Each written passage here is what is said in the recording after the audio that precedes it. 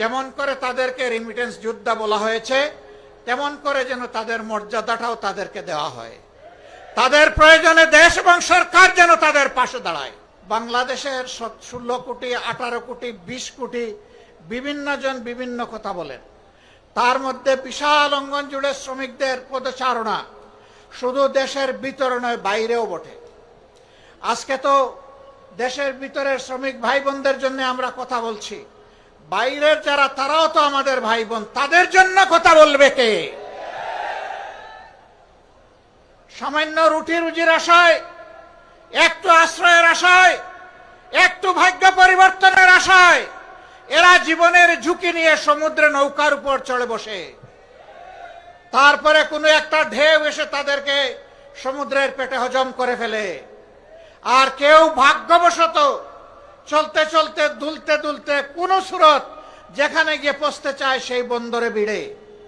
ওখানে ভিড়ার পর কারো জায়গা হয় কারাগারে, আর কারো জায়গা হয় বনে জঙ্গলে। তারপরে আস্তে আস্তে আস্তে পথ খুঁজে নেয়। সেই সমস্ত লোকেরা যখন একটু কাজকর্ম করে, তখন বিদেশের মাটিতে প্রাসাদ গড়ার চিন্তা করে না। তাদের অর্জিত সমস্ত সম্পদ প্রিয় দেশে আপনজনের জন্য, দেশের জন্য পাঠিয়ে দেয়।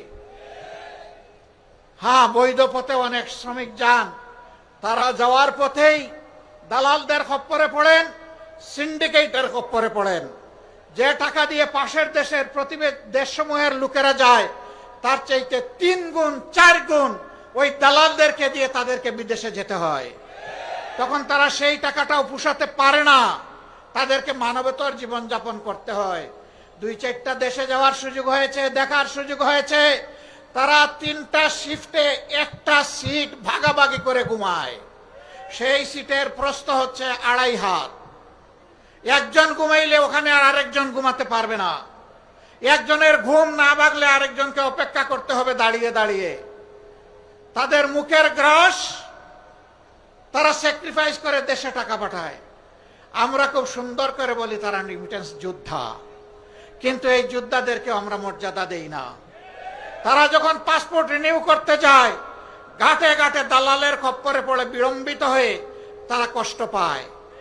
বছরের পর বছর যায়, সেখানে মিশন আছে, হাই কমিশন আছে, সেখানে আমাদের এমবাসি আছে, বড় বড় কর্মকর্তা কর্মচারীরা আছেন, কিন্তু আমাদের এই ভাই বোনদেরকে সেখানে ভোগান্তি পোহাতে হয়। তারা কেউ যখন চাকরি হারায়, যদি সঙ্গত কারণে হারায় বলার কিছু নেই, কিন্তু অনেকে অসঙ্গতভাবেও হারায়, তাদের পাশে দাঁড়ানোর কাউকে খুঁজে পাওয়া যায় না। আমরা এই পরিস্থিতি আর দেখতে চাই না। আমরা দেখতে চাই যেমন করে তাদেরকে রেমিটেন্স যোদ্ধা বলা হয়েছে, তেমন করে যেন তাদের মর্যাদাটাও তাদেরকে দেওয়া হয়। তাদের প্রয়োজনে দেশ এবং সরকার যেন তাদের পাশে দাঁড়ায়। যদি ওই সমস্ত এমবাসি এই কাজ না করতে পারে, ওখানে এমবাসি থাকারই কোনো প্রয়োজন নেই। এমবাসি কার জন্যে? এমবাসির কিছু কর্মকর্তা কর্মচারীকে লালন পোষণ করার জন্য নয়।